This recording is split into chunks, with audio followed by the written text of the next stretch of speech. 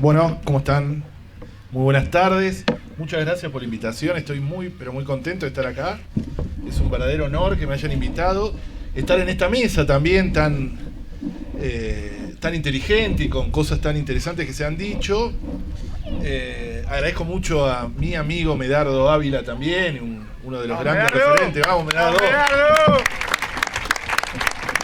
No solo Medardo es un gran amigo, sino es uno de los grandes referentes del socioambientalismo de América Latina. Así que es un verdadero honor que me haya invitado también hoy. Y bueno, y a esta iniciativa también. A mí me entusiasma muchísimo estos saltos de búsqueda de creaciones de movimientos sociopolíticos, ¿no? como este. Así que muchas gracias por la invitación. En ese marco, sí, recuerdo San Juan, la UAC de San Juan, la Unión de Asamblea Ciudadana, los encuentros, fue una de las UAC más grosas, más importantes, en el año 2009 fue, si mal no recuerdo. Sí, la novena. ¿Y sabés por qué lo recuerdo? Porque fue el año que Andrés Carrasco hace el informe, el famoso informe sobre el glifosato, el científico que alertó, fue uno de los primeros que alertó en el mundo sobre lo que significaba el glifosato. Y en ese momento estaba Norma Giarraca también en la UAC, y suena el teléfono y era Andrés que los abogados de Monsanto lo estaban allanando por un invento, ¿no? Una cosa de loco, que hablamos por teléfono y dijimos, sacalo volando, pero que era, nunca me voy a olvidar de esa parte. Y esa UAC además fue también muy simbólica, esa unión de mucha gente, porque el lobby en ese momento de Gioja había puesto, no sé si te acordás, en la plaza, ¿te acordás que había mandado como una patota, no sé qué, y terminó Pérez Esquivel, porque era inminente un encuentro entre la patota y la UAC, era una cosa que iba a explotar, y Pérez Esquivel agarró el micrófono y terminamos todos abrazados, así le digo, para que entiendan, porque les dijo que la paz, y terminamos todos abrazados por suerte, porque estaríamos todavía siendo tratados en hospitales, me parece, de los golpes. Pero bueno, me acuerdo de esa UAC, fue muy simbólica. También es muy importante estar acá en Córdoba, que es uno de los lugares de los grandes hitos socioambientales del mundo, no solo de Argentina, sino del mundo, ¿no? Las madres, lo que han hecho en Malvinas Argentina, o en realidad todo Córdoba, pero en Malvinas Argentina, el único lugar en el mundo que pudo echar a Monsanto, ¿no? Nada más y nada menos. Y esas grandes marchas, los grandes hitos judiciales que también tienen acá, gracias a la praxis judicial. Es decir, Córdoba es un lugar en el mundo donde se observa mucho. Y una de las marchas más grandes de los últimos tiempos socioambientales de América fue acá, ¿no? Con la ley de bosques, ¿se acuerdan? Esa marcha muy grande, después vino Mendoza, etc. Por eso es muy bueno esto, y por eso me parece que no es casual, ¿no? Que un movimiento verde nazca en esta provincia. En ese marco, yo quería hablar algunas cosas para tratar de complementar o tratar de aportar a lo que nos dijo recién el compañero Andrés, ¿no? Uno es, y también lo dijeron antes, la pandemia es muy importante el momento, ¿no? El momento no es menor, también se dijo antes. La pandemia tiene claros orígenes socioambientales, ¿no? No es un problema de salud solamente, pero se los tiende a invisibilizar, ¿no? Queda solo el tema de salud y la cuestión socioambiental nunca se discute, no se debate, ¿no? Se debate cómo enfrentar en términos sanitarios, pero nunca lo que nos trajo hasta acá. Incluso algunos proponen, para salir lo que nos trajo hasta acá, profundizar aquellas cosas que hicieron que esto sea posible, ¿no?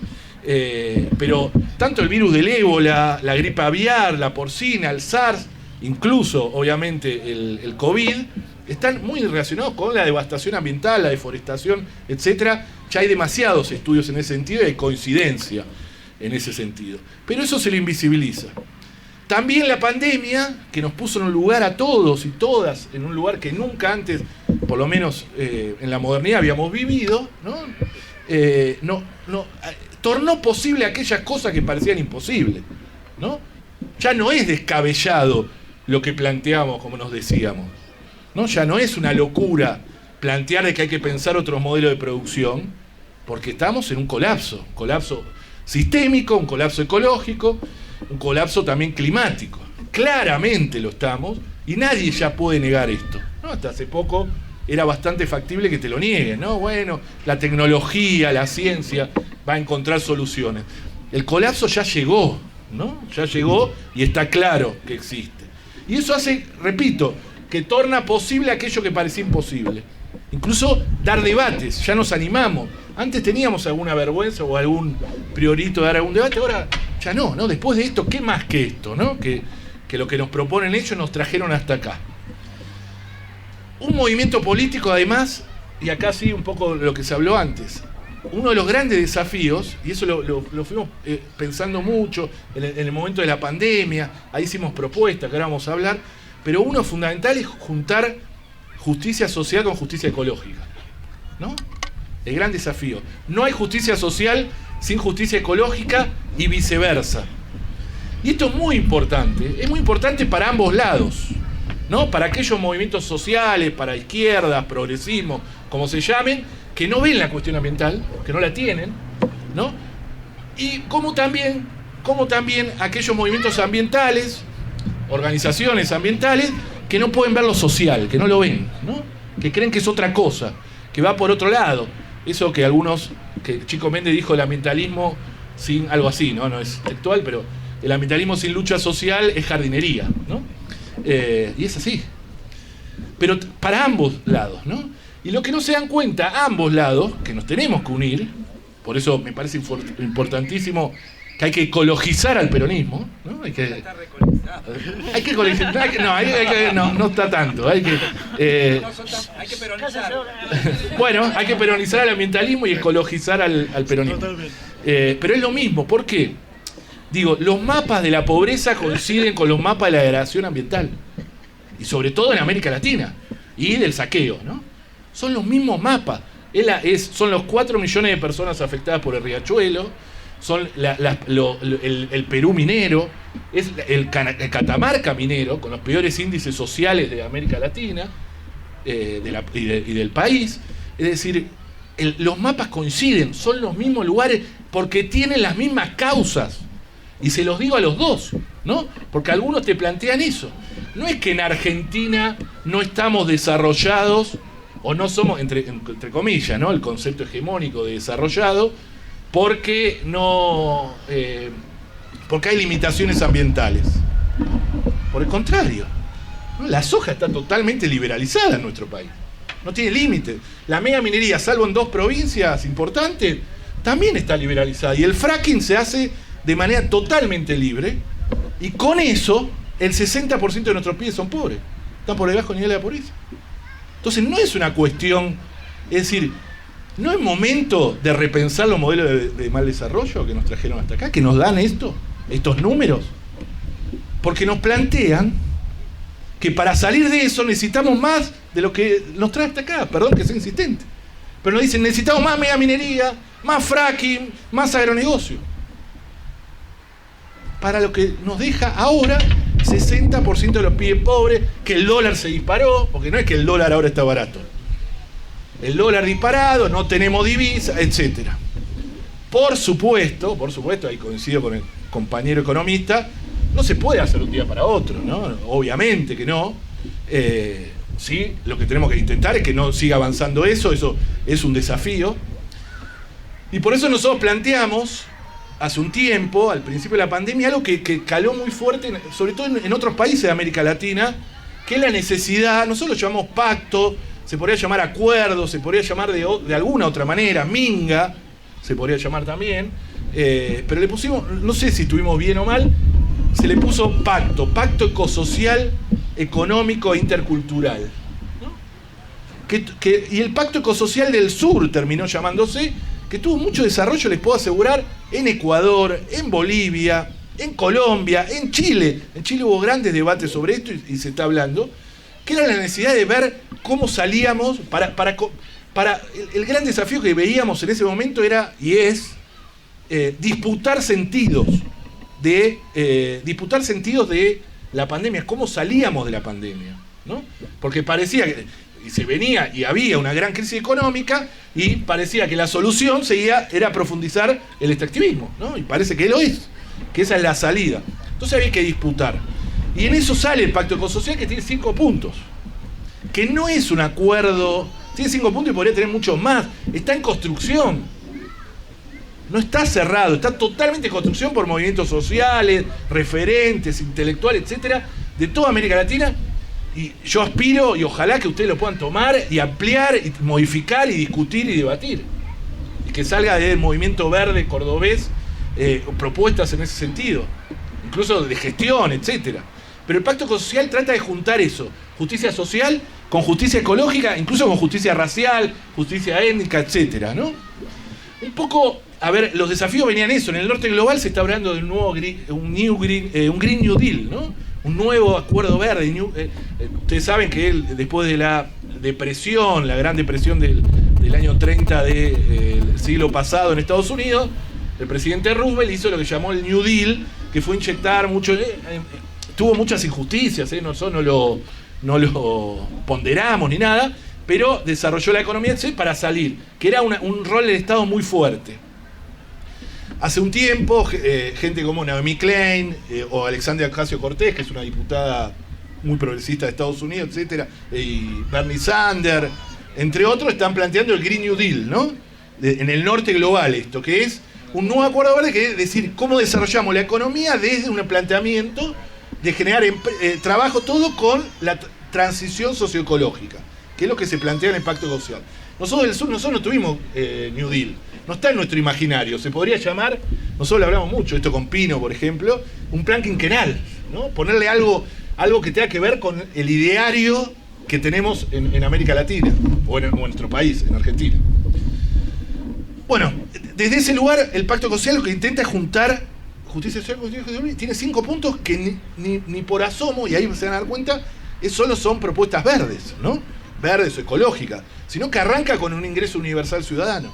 Creemos la necesidad de que exista un ingreso universal ciudadano, que se viene debatiendo hace mucho tiempo, que hay grandes discusiones en este sentido, grandes debates, y Argentina es uno de los países que más ha avanzado, al menos en debates en distintos sentidos, la CTA, Rubén Lowolo, el economista, etcétera, un montón de situaciones que se intentó.